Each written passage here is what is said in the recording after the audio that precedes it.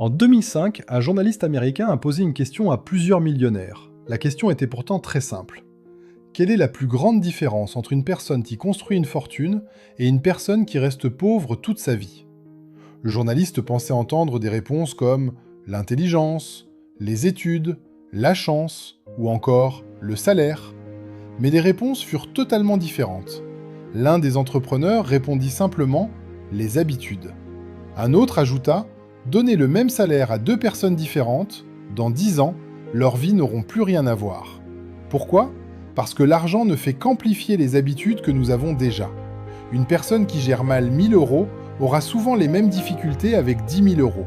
A l'inverse, une personne qui développe de bonnes habitudes financières commence souvent à construire un patrimoine, même avec des revenus modestes. C'est une réalité que beaucoup découvrent malheureusement trop tard. On pense souvent que le problème est le manque d'argent, alors que, dans bien des cas, le véritable problème est la façon dont cet argent est utilisé. Aujourd'hui, nous allons découvrir les 7 habitudes qui empêchent des millions de personnes d'améliorer leur situation financière. Attention, cette vidéo n'a pas pour objectif de critiquer les personnes qui ont peu de moyens. Être pauvre n'est pas une honte. Beaucoup travaillent énormément dans des conditions difficiles. Nous allons parler ici de comportement financier, pas de la valeur d'une personne. Parce qu'une habitude peut être changée. Et lorsqu'une habitude change, les résultats peuvent changer eux aussi. Bienvenue sur Finance Vision. Habitude numéro 1. Dépenser avant de réfléchir. Imaginez que votre salaire arrive aujourd'hui. Quelques minutes plus tard, vous ouvrez votre téléphone. Vous voyez une promotion. Puis une deuxième. Puis une troisième.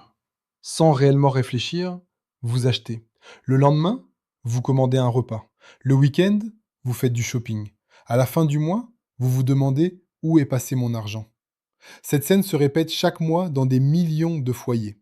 Le problème n'est pas d'acheter, le problème est d'acheter sans objectif. Chaque euro dépensé doit répondre à une question très simple. Est-ce que cet achat améliore réellement ma vie ou est-ce simplement une envie passagère? Les personnes qui construisent progressivement un patrimoine ne suppriment pas tout leur plaisir. Elles prennent simplement quelques minutes avant chaque achat important. Cette pause leur évite souvent des dépenses inutiles. Elles savent qu'un achat impulsif procure une satisfaction immédiate, mais qu'il peut repousser des objectifs beaucoup plus importants. Acheter sans réfléchir est rarement une décision financière. C'est souvent une décision émotionnelle. Et les émotions coûtent parfois très cher. Habitude numéro 2. Croire que le salaire résoudra tous les problèmes. Beaucoup pensent, quand je gagnerai plus, tout ira mieux. Cette phrase semble logique. Pourtant, des études sur les comportements financiers montrent que de nombreuses personnes continuent à rencontrer des difficultés, même après une augmentation de salaire. Pourquoi? Parce que leurs dépenses augmentent au même rythme que leurs revenus.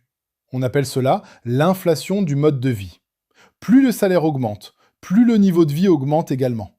Une voiture plus chère, un appartement plus grand, des vacances plus coûteuses, des abonnements supplémentaires. Quelques années plus tard, malgré un meilleur revenu, l'épargne n'a presque pas progressé. Les personnes qui construisent un patrimoine utilisent souvent une stratégie différente.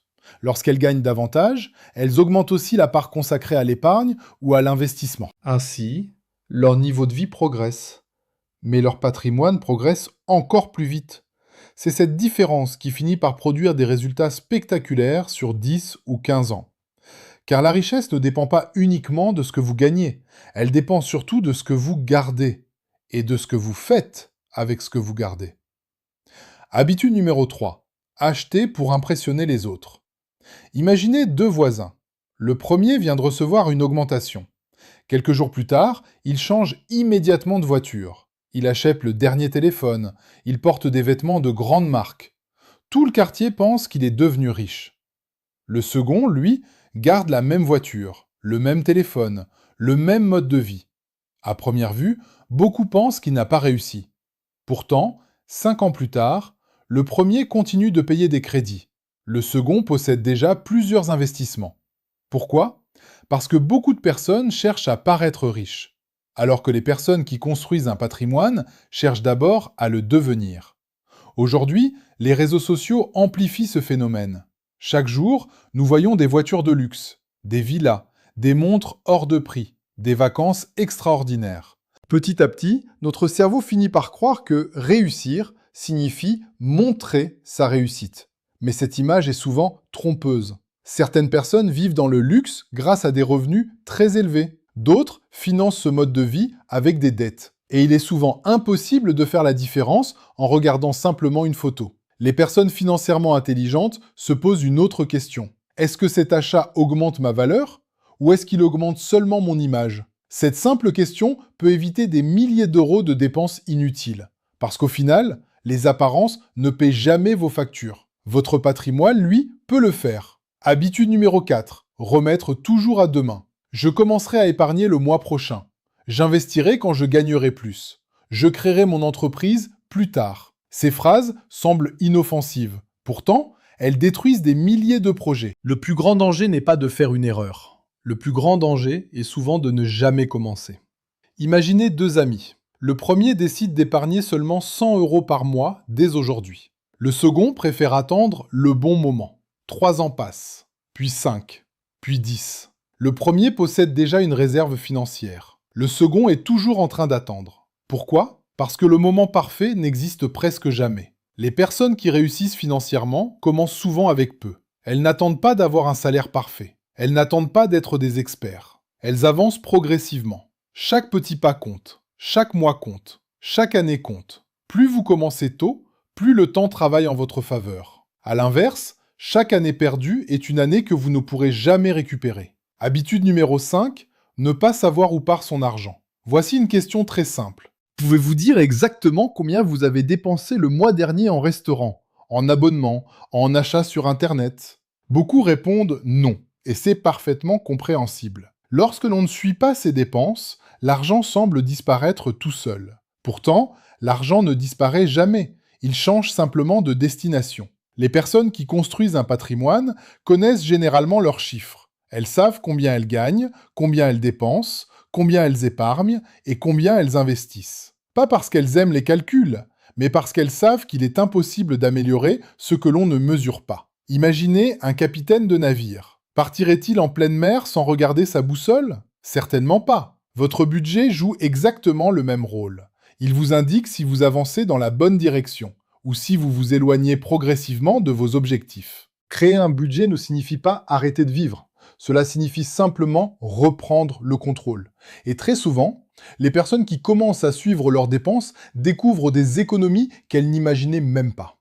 Habitude numéro 6. Chercher à devenir riche du jour au lendemain. Nous vivons dans une époque où tout va très vite. En quelques secondes, nous pouvons commander un repas, regarder un film ou envoyer un message à l'autre bout du monde. Petit à petit, cette habitude de l'instantané influence aussi notre manière de voir l'argent. Beaucoup cherchent aujourd'hui la méthode miracle, le placement qui promet de doubler l'argent en quelques semaines, le business qui garantit des milliers d'euros sans effort, ou encore la vidéo qui annonce comment devenir millionnaire en un an. Ces promesses attirent énormément de monde. Pourquoi? Parce que notre cerveau préfère souvent les résultats rapides. Pourtant, la réalité est totalement différente. Les plus grandes fortunes du monde ne se sont généralement pas construites en quelques mois. Elles sont le résultat de nombreuses années de travail, d'investissements réfléchis et de décisions prises avec patience. Vouloir aller trop vite pousse souvent les débutants à prendre des risques qu'ils ne comprennent pas. Ils investissent sans se former, ils suivent les conseils de personnes inconnues sur Internet, ils placent tout leur argent dans un seul projet, puis lorsque les résultats ne sont pas ceux qu'ils espéraient, ils abandonnent complètement. Les investisseurs expérimentés pensent autrement. Ils savent que la richesse durable ne se construit pas grâce à un coup de chance. Elle se construit grâce à des centaines de bonnes décisions répétées pendant des années. Ils préfèrent avancer lentement, mais avancer longtemps. Parce qu'ils ont compris que la patience rapporte souvent davantage que la précipitation. Habitude numéro 7, ne jamais penser au long terme. Imaginez deux jeunes de 25 ans. Le premier pense uniquement au mois prochain. Le second réfléchit déjà à ce que sera sa vie dans 10 ou 20 ans. Lequel prendra les meilleures décisions? La réponse paraît évidente. Pourtant, dans la vie quotidienne, beaucoup vivent uniquement dans le présent. Ils ne préparent pas leur retraite, ils n'investissent pas, ils n'épargnent pas. Ils espèrent simplement que tout ira mieux un jour. Mais l'argent ne récompense pas les espoirs. Il récompense souvent la préparation. Les personnes qui construisent un patrimoine prennent des décisions qui ne donneront parfois des résultats que plusieurs années plus tard. Elles plantent aujourd'hui des graines qu'elles récolteront demain. Cette vision change complètement leur manière de dépenser. Avant un achat important, elle se demande « Est-ce que cette décision m'aidera encore dans 5 ans ?» Cette simple question permet souvent d'éviter de nombreuses erreurs. Car la richesse n'est pas seulement une question d'argent, c'est une question de vision. Les personnes qui regardent loin prennent souvent de meilleures décisions aujourd'hui. Nous venons de découvrir 7 habitudes qui ralentissent la progression financière de nombreuses personnes. Dépenser avant de réfléchir. Croire que le salaire résoudra tous les problèmes. Acheter pour impressionner les autres. Remettre les bonnes décisions à plus tard. Ne jamais suivre son budget. Chercher à devenir riche trop rapidement. Ne jamais penser au long terme. La bonne nouvelle ? Aucune de ces habitudes n'est définitive. Une habitude peut être remplacée. Une décision peut être changée.